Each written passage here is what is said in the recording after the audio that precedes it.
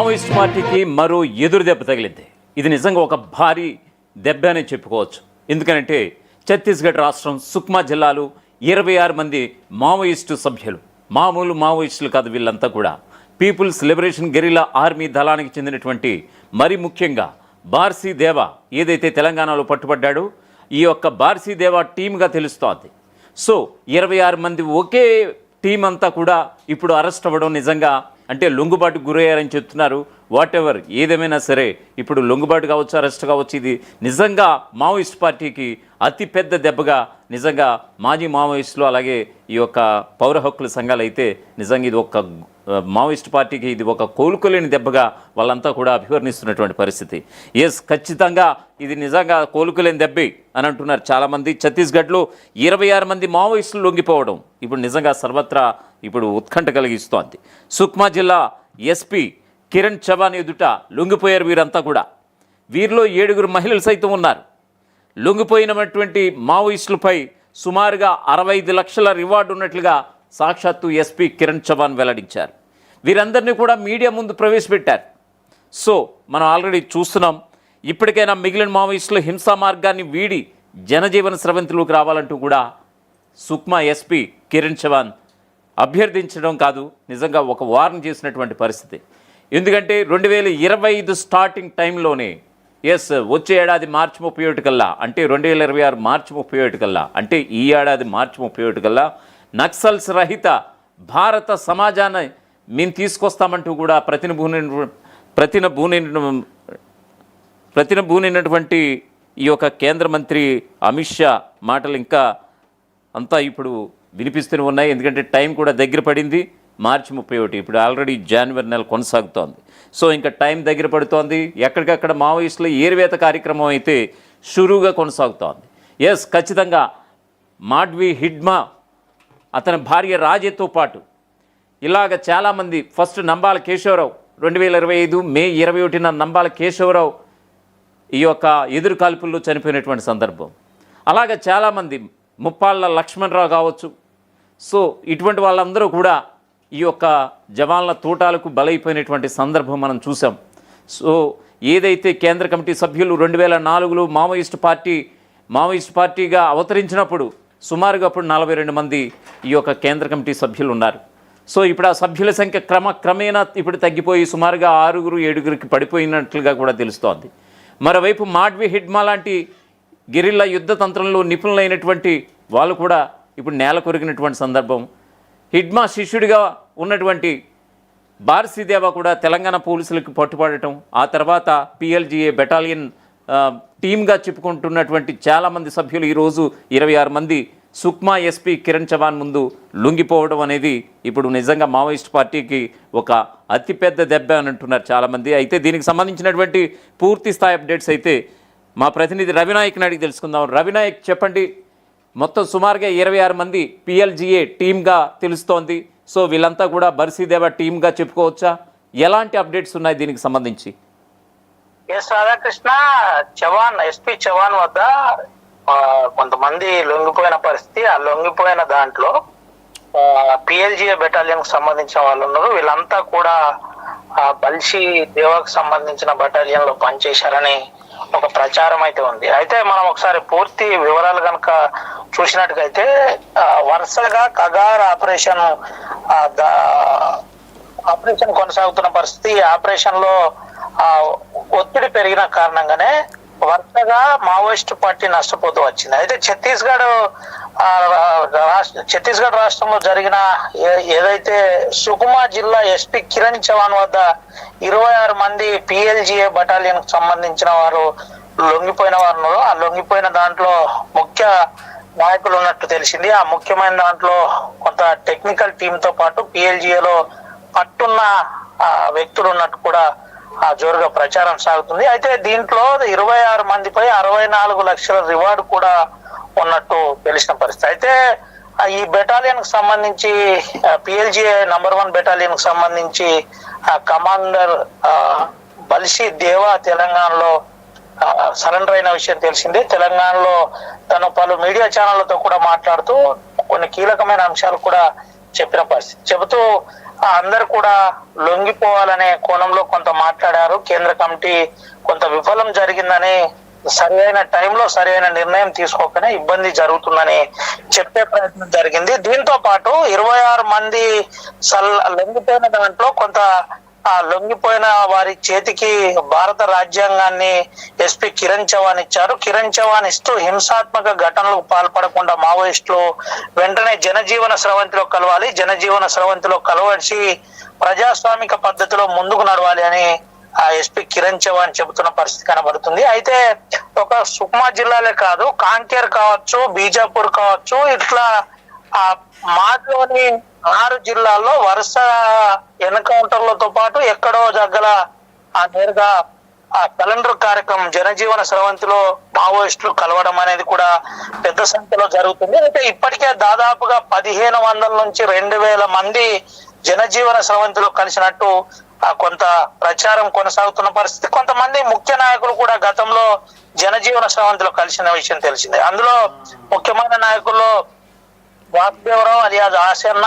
సతీష్ తో పాటు మల్లోజుల వేణుగోపాల్ తో పాటు మరికొంతమంది ముఖ్య నాయకులు కలిసిన విషయం తెలిసిందే. ఈ విధంగా ఇంకా ఆపరేషన్ పొగార్ సంబంధించిన అంశంలో మావోయిస్టులు పెద్ద స్థాయిలో నష్టపోవడమే కాక వరుసగా జనజీవన స్రవంతిలో కలుస్తున్నారు. రాధాకృష్ణ, మరొక వైపు ఇక్కడ బార్సీదేవ నిజంగా లొంగుబాటుకు గురయ్యాడని మనం అంటుంటే, లేదు నన్ను అంటే నేను తప్పించుకునే క్రమంలో ఈ యొక్క కరీంనగర్ దగ్గర నన్ను అరెస్ట్ చేశారనేది అతని వాదనగా తెలుస్తోంది ఆఫ్టర్ ప్రెస్ మీట్. సో అంటే మీడియాతో చిట్ చాట్ సందర్భంగా బార్సీదేవ చెప్పినట్లుగా. సో వాస్తవానికి 1.5 రోజుల నుంచి కూడా కరీంనగర్లో అతను ఉన్నట్లు కదా ఆయన మాటలను బట్టి అర్థమవుతుందని చెప్పుకోవచ్చు. సో ఈ క్రమంలో అంటే ఒక ప్రధానమైనటువంటి టీమ్స్ అన్నీ కూడా తెలంగాణకు వలస వచ్చేసాయి అంటారా? సో ఎలాంటి అప్డేట్స్ ఉన్నాయి? ఛత్తీస్గఢ్లో ఉన్నటువంటి అంటే ఇప్పుడు ఆల్రెడీ జల్లెడ పడుతున్నటువంటి సందర్భం, కొంతమంది కేంద్ర కమిటీ సభ్యుల కోసం ఇప్పుడు ప్రతి చోట అనువు జల్లెడ పడుతున్నటువంటి సందర్భం. సో ఖచ్చితంగా తెలంగాణకు వలస వచ్చేసారా చాలామంది అని అనుకుంటే ఏమంటారు? దీనికి సంబంధించి ఎలాంటి అప్డేట్స్ ఉన్నాయి?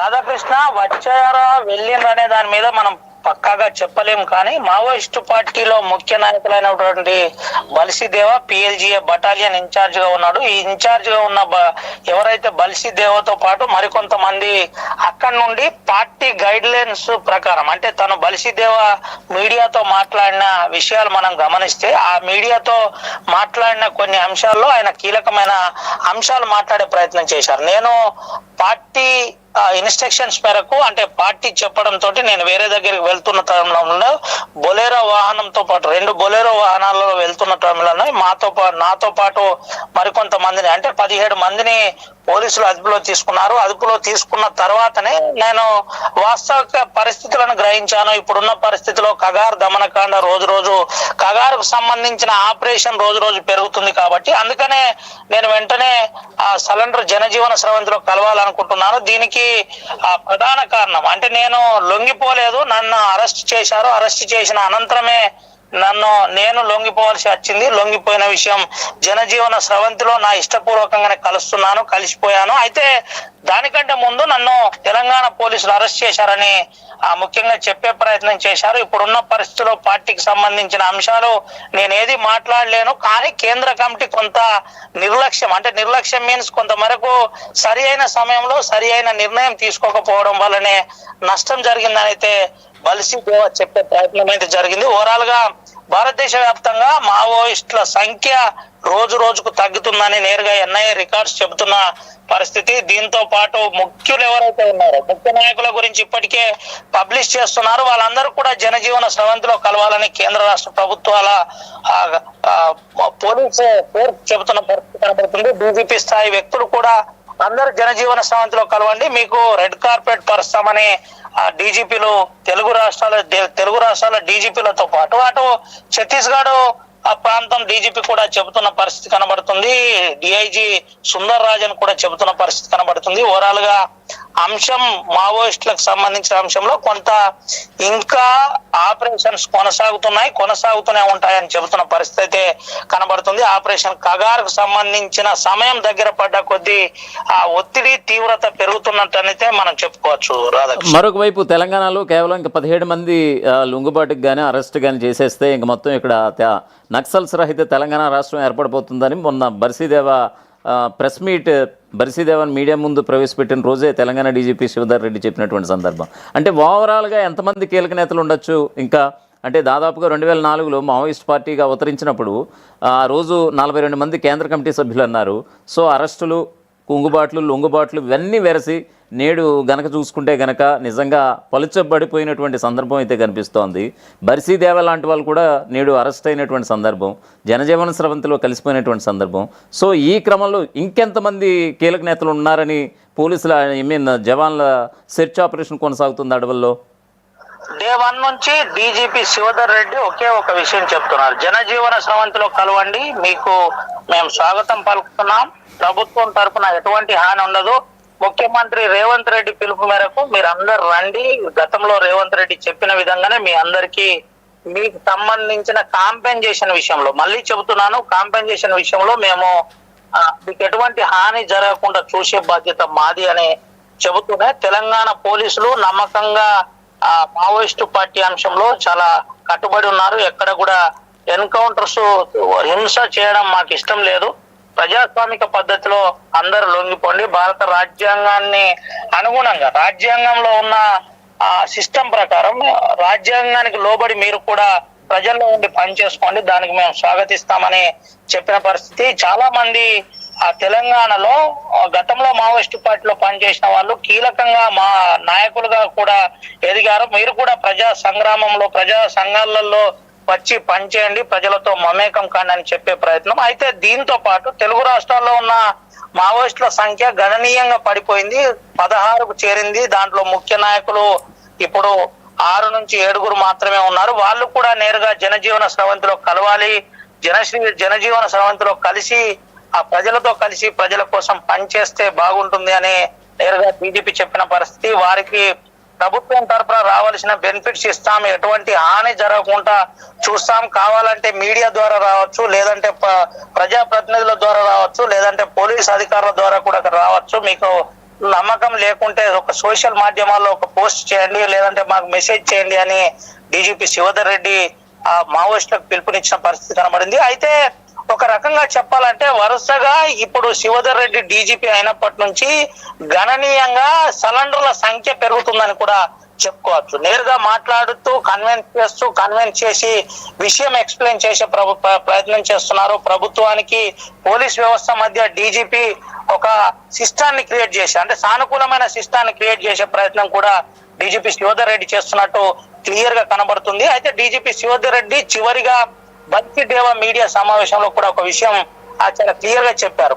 ఇప్పుడు కాలం చెల్లిన సిద్ధాంతాలను పట్టుకొని మీరు అడవిలో మీ అమూల్యమైన ప్రాణాలను పొడగొట్టుకోకండి, నేరుగా ప్రజా జీవితంలోకి రండి, వచ్చి జనజీవన స్రవంతిలో కలవండి, మీకు పోలీస్ తరఫున ప్రభుత్వాల తరఫున అండగా నిలబడతాం, మీకు రిహాబిలిటేషన్ కల్పిస్తామని డీజీపీ శివధర్ రెడ్డి చెప్పిన పరిస్థితి కనబడింది. ఇటు కేంద్ర రాష్ట్ర ప్రభుత్వాలతో కూడా డీజీపీ శివధర్ రెడ్డి చాలా క్లియర్ గా కోఆర్డినేట్ చేస్తున్నట్టు క్లియర్ గా కనబడుతుంది మనకు. అంటే డీజీపీ ఛత్తీస్గఢ్ రాష్ట్రంతో కూడా ఛత్తీస్గఢ్ రాష్ట్రంలోని ముఖ్య నాయకులు కూడా, ముఖ్య నేతలతో పాటు పిఎల్జిఎస్ సభ్యులు కూడా సరెండర్ అవుతుంటే వారిని కూడా కోఆర్డినేట్ చేస్తూ వారికి సమన్వయం చేసే ప్రయత్నం జరుగుతుంది, ఎక్కడ ఇబ్బంది లేకుండా చూసే ప్రయత్నం జరుగుతుంది. ఇటు మావోయిస్టులు కూడా తెలంగాణ రాష్ట్రంలో ఉన్న పోలీసు వ్యవస్థను నమ్మే ప్రయత్నం జరుగుతుందని క్లియర్ గా చెప్పొచ్చు. దీని అన్నిటికీ కారణం ఏంటంటే ఎక్కువ సంఖ్యలో సరెండర్ కావడమే, అంటే జనజీవన స్రవంతిలో కలవడమే. అంతకుముందు 16 మంది, అంతకుముందు 40 మంది, ఒకసారి